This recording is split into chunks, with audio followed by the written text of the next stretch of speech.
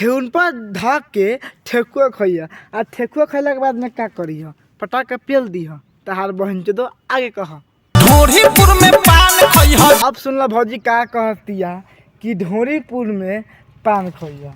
अब सुना भाई ए पर तोनी के पहले के मन ना करी तका भौजी के झांट छिले के मन करी मतलब ढोरीपुर में ई पान खिया कहतिया। चल भौजी ठीक बा आगे कह तका हाल बा भाई। त आज हम फिर से बात कैले बानी अवधेश फिल्मी के। तो भाई लोग ए वीडियो के जैसे कि लास्ट देखा तो बहुते मजा आई। तो वीडियो बना के बस एक ही मकसद बा आ एक ही मकसद है आप सभी को दिल से हंसाने के लिए, ना किसी को दिल को ठेस पहुंचाने के लिए। तो भाई लोगन वीडियो को पूरा देखिए आ वीडियो के लाइक करी। तो आज के बकचोदी स्टार्ट करता नहीं। जोबनपुर में नाश्ता करी हो। अरे तो बहन चोदो मतलब ये क्या कहती है भौजी हो, कभी ढोरीपुर में लाड़ खा ली हो। बहन चोद कहीं क्या भाई समझ नहीं क्या करे के चाहती है। ए भौजी लाड़ चटा भू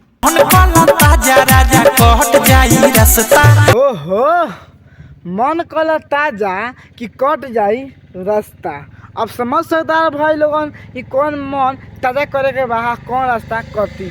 अब देखो भौजी ये तू बात सही कर लो कि एक बार मार के जा कि तारा याद आई तो कोनो बात ना लहंगा उठाओ भैया पटक के चाटिए ली हम। बाहर तारा बहनी के गाड़ी में सकल बलमा का लंड पेलो वाह बहुत अच्छा। अब हमारा दन दन का भौजी ऑफर देती है। अरे भैया हम तारा से कहल चाहते हैं तारा मारे के मन नहीं खेनू तो हमरा के तो हम मारा भौजी के सब पानी झाड़ के नू पी लेम।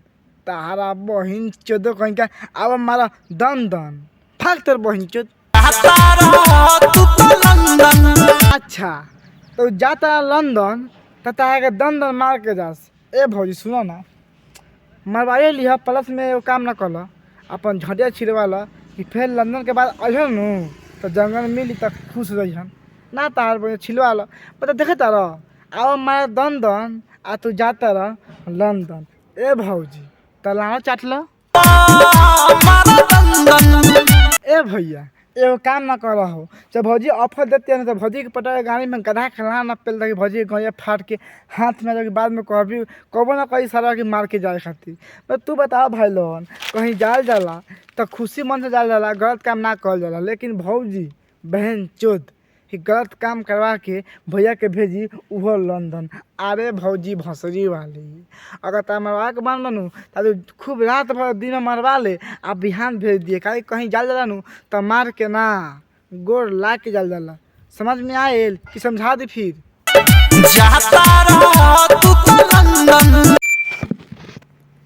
ए भौजी का चाहत रो कि पटा के पेल दी कि बाद में कहबो कि हम पटा के पेल दिलख मतलब हम चुप नहीं बानी तो गाँव में कीड़ी काटता मतलब सुन तारा भाई लोगन फिर से कहतिया कि तू जाता रह लंदन। तो अरे भौजी जाए दे भैया के मत दे तो देवर बा चाहे अगल बगल में कोनो लड़का बा तो ओकरा से गान मरवा ले, लेकिन भैया के गलत काम करके बाहर मत भेज। और कुछ हो जाए नहीं तो बाद में कहबे कि हाँ भतार के का हो गल है। ऐसे कहल चाहता नहीं कि अगर जाता लंदन तो अच्छा से भेज प्यार से भेज पूरा नहा धोवा के भेज, लेकिन पेलवा के मत जो बहन चोद। आगे का फिर से जनरेटर वाला। अच्छा फेरा में रहे जनरेटर वाला वाह भौजी। ए भौजी तहारी ड्रेस देख के आ तहारा चाहिए तहारा कोनो फिजा हो जाए एगो जनरेटर वाला ना हमू फिदा बन जा। अगर हमारे के लाइन पर लेबू तो हम पता कुछ कर सकता नहीं। ऐसे भी मनी मियाँ की वीडियो देख लो जिसमें एगो का नाम रहेला बंटी खाली उसका कल ग्रिप रेस था घर का। तो कोई बात नहीं है देखा वीडियो बहुत अच्छा लगा बहुत खुशी की बात है कि भाई आगे बढ़ रहे हैं। कहाँ बोल ले बा ए भौजी तनी फिर से कह हमारे समझ में ना आल कि तारा कहे के मतलब का बा। अगर तू फिर से कहबे तो हम तो बात कहम अच्छा तरीके से समझाम कि वो कहाँ बोल ले बा तब नु मजा आई। वाह अरे भौजी भसरी वाली वाह बहुत अच्छा का बात कहतिया कि बरले बा बवल ढोरी के सीखे।